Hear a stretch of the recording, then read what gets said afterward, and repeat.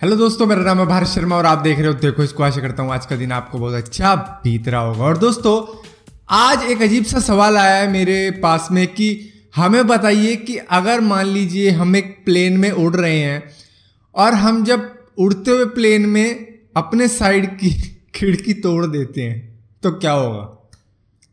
अब ऐसे भी सवाल होते हैं, कुछ साइंटिस्ट टाइप के दिमागों में आते हैं जो सोचते हैं अगर ऐसा हो तो वैसा हो, ऐसा हो तो कैसा हो।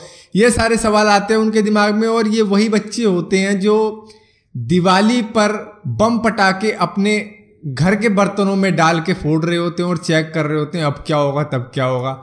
अब चलिए इसके बारे में भी बात ही कर लेते हैं। अब देखिए, मैं आपको इस सवाल का जवाब बिल्कुल रियलिटी में देता हूं कि अंदर क्या होगा अगर कोई ऐसा करने लगेगा। देखिए, अगर कोई ऐसा करता है तो सबसे पहले तो उसकी कंप्लेंट हो जाएगी। और मान लीजिए अगर इंडिया के लोग हुए उस फ्लाइट में तो वो शायद ये बर्दाश्त ही ना कर पाए कि कोई शीशा तोड़ने पे आमादा है और पब्लिक उसको बजाना चालू कर देगी। इसके बाद में जब पब्लिक उसे बजा देगी उसके बाद एयर होस्टेस आके उसको एक दो थप्पड़ मारेगी, उसके बाद में पायलट आके एक दो लाते देगा, इसके बाद में सिक्योरिटी आएगी वो धोएगी उसे, और उसके बाद में वो जेल जाएगा और पूरी बारात उसके पीछे पीछे चलेगी।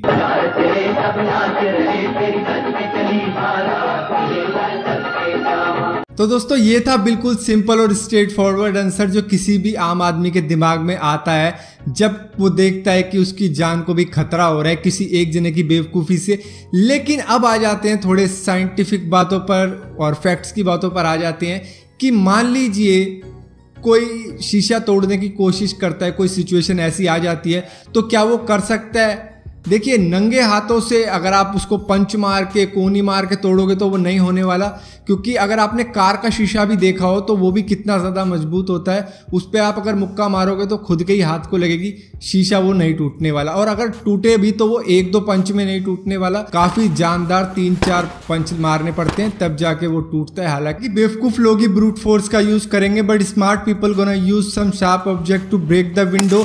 लेकिन कार की विंडो से ज़्यादा मोटी लेयर होगी किसी प्लेन की विंडो की। प्लेन की विंडो जो बनती है वो पिक्सी ग्लास से बनती है जिसको पॉलीकार्बोनेट भी कहा जाता है, और ये काफ़ी हल्की होती है लेकिन बहुत ज़्यादा स्ट्रॉन्ग होती है। किसी फाइबर ग्लास से भी ज़्यादा ये स्ट्रॉन्ग होती है और इसको प्लेन में लगाया जाता है, वो भी लेयर के हिसाब से। इसकी मेरे ख्याल से 4 लेयर लगती हैं जिस तरीके से ये इमेज आपको दिखा रही है। और इन लेयर्स को पंच से ब्रेक करना ह्यूमनली इम्पॉसिबल है, लेकिन हाँ, कुछ शार्प ऑब्जेक्ट का अगर यूज़ किया जाए तो इसकी शुरुआती लेयर्स को ब्रेक किया जा सकता है। लेकिन उसके बाद भी, जैसे मैंने बताया, 4 लेयर्स होती हैं, उसके बाद भी काफ़ी सारी लेयर्स हैं जिनको आपको ब्रेक करना पड़ेगा। तो ये काफ़ी लंबा प्रोसेस है जिसको आपको लगातार उस शार्प ऑब्जेक्ट को मारते रहना है। और ऐसा हुआ भी है सर्वाइवल की सिचुएशन में। एक स्टोरी थी जिसमें एक आदमी ने प्लेन से बाहर निकलने के लिए वो शीशा तोड़ दिया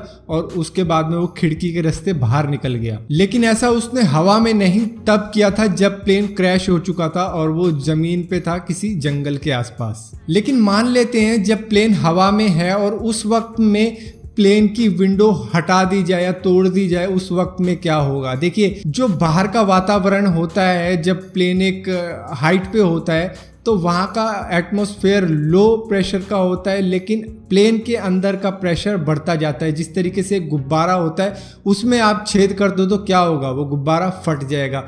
उसी तरीके से प्लेन भी फट सकता है। लेकिन प्लेन की जो आपने पैसेंजर विंडो देखी होगी उसमें एक छोटा सा छेद रहता है, वो उस प्रेशर को रिलीज करने के लिए होता है। जिस तरीके से आप किसी ऊंचाई पर जाते हो तो उस ऊंचाई पर लो प्रेशर होता है, ऑक्सीजन बिल्कुल भी नहीं होती, लेकिन प्लेन के अंदर ज़्यादा प्रेशर बन जाता है। तो उस प्रेशर को रिलीज़ करने के लिए वो छेद होता है, उस छेद को कहा जाता है ब्लीड होल।